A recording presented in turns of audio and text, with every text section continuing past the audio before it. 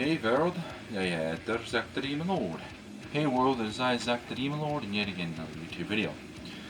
We will be continuing on from where we last left off with the Vildhjarta sort of lyrics translation sort of videos where I go over the translation of the Vildhjarta song lyrics and from thus explain how Swedish works, and yeah, whatever. You get the point. Today we'll be doing the song called Toxin. So yeah, let's go through it.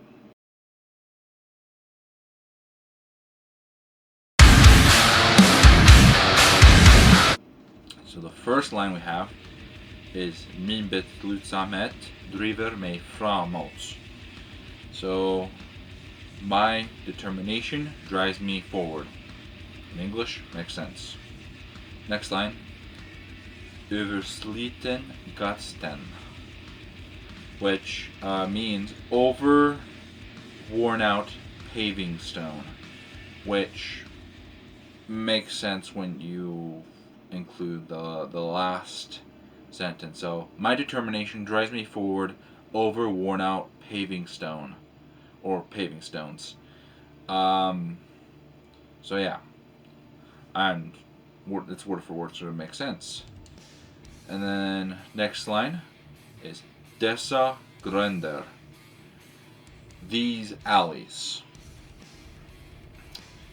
which again makes sense. And then next time we have då minnen som druvor har. So we got basically the is the plural of that, so those, or the one, these, whatever. Minnen is the plural memory, so these memories, som, that, druvar, brood, har, here. So the memories that brood here is what we get with that, which kind of, makes sense again. And then next line is mörka men lockande, dark but tempting, which is obviously talking about sort of like the memories and stuff. And then we get to the next line, which says jag låter hjärtat styra min kurs. So I let the heart steer my way life. And when I say way life, it's like way / life. Like one's way, one's way of living, one's life, that sort of way. So, which again sort of makes sense. I think where it's different is because it says I let the heart steer my life, or I let the heart steer my way. In English, it makes sense, but I think this is where English can differ from other languages sometimes, is that in some languages it's perfectly normal to use a noun in the form of the when talking about one's own, but in English we tend to like using the genitive. We like using words like my, your, his, her, those sort of words.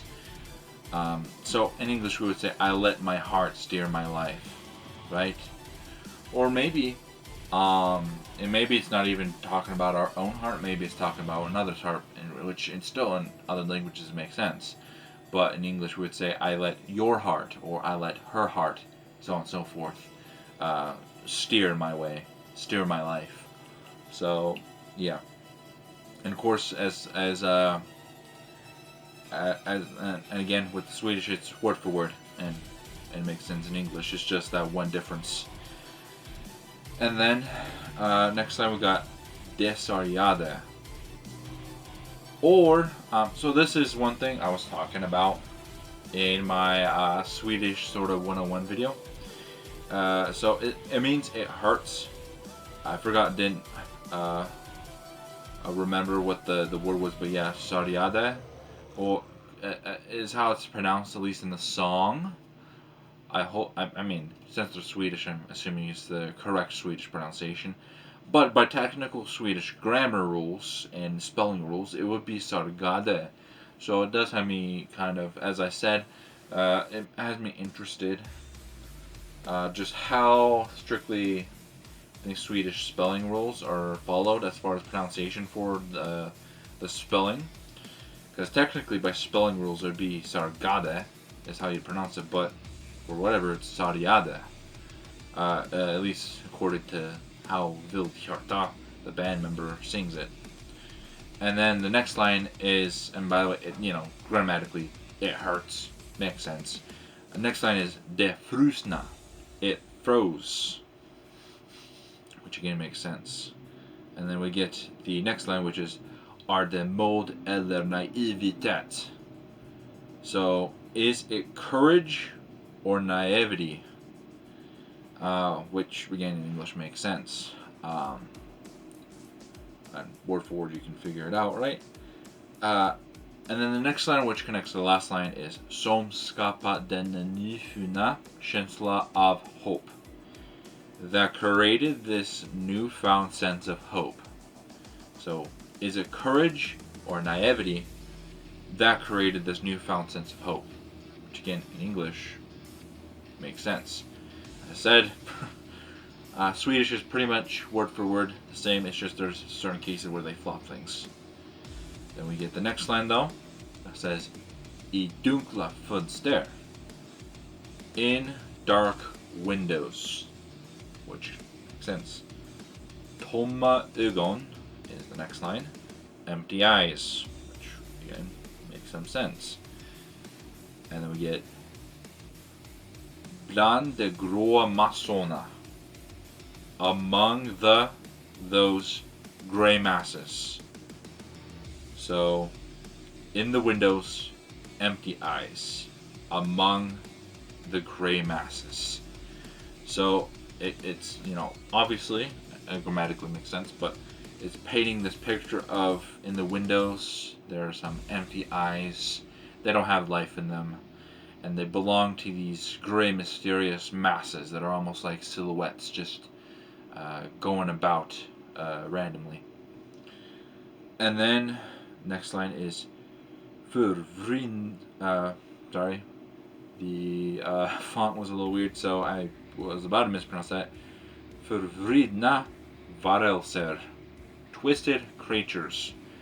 Which again just paints this picture that those masses are these just interesting, weird, twisted, odd creatures. And then, and by the way, this next line has a particularly strange word that you would never think about when learning a language. I mina ögonvrår. In my eye corners. So like, in the corner of my eyes. Like in the corner of my eye. So maybe you can kind of glance at them not just head on, but even like in the corners of your vision, you can see them. And then the next line is försöker finna ro. Trying to find peace. So yeah. I will mention, just because grammatic, the first verb försöker is in the, I guess, I've kind of explained this before, but usually in Swedish, one thing that people don't think of, and we do this in English too, is that you'll have like the main way you use a verb. So like, for example, I eat rice. But then let's say you want to add another verb, like try. Then it would be I try to eat rice. So yeah, försöker is kind of like the try. It doesn't need anything added on. It's plain, but in Swedish it's a little different. And then the next verb, finna, which is to find, is is sort of their to form, the dictionary to blank to verb, and so. But in their case, they just drop the R sort of sound, because yeah, if it weren't if it were in that sort of R form, it'd be like, I think, finer. Don't quote me, they have different endings, but anyways, whatever, you drop that R noise, so it's försöker finna ro. Now the ro in this case would mean peace. So trying to find peace. Just wanted to teach them grammar right there. Just cause, and it showed up in other songs too, but yeah. Then we got, in the next line, bland mina dimmiga tankar. So among my foggy thoughts. Which again, in English, makes sense. But that line also connects with the last one. So, trying to find peace among my foggy thoughts. So your thoughts there aren't collected, and you're trying to sort through them to find peace. You're trying to find peace with these thoughts that aren't connecting. And then we get the last line of the song, which is Dar anar jag din närvaro. So there sense I your presence. This is where we get the most interesting grammar, which in English would be I sense your presence there. But as said, it's there sense I your presence.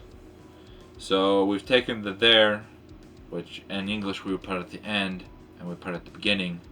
And then because it's at the beginning, remember what I said with like anytime you have sort of a place marker or certain words, when you have those time markers, whatever, when you have those words at the beginning, the verb and the subject have to switch places. So instead of I sense, it wouldn't be their I sense, but their sense I.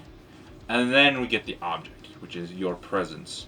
So their sense I your presence. But yeah, that's kind of how the grammar works there. But that's also the end. So yeah, I hope you enjoyed it. If you learned anything, that's great. That's obviously the goal of these videos, is to help teach Swedish through Vildhjarta lyrics. But yeah, if you liked it, give it a like. Please subscribe, share with friends and family that might be interested in this stuff, and yeah, do all that cool stuff. But yeah, we'll see you in the next one. Until then, hey-do.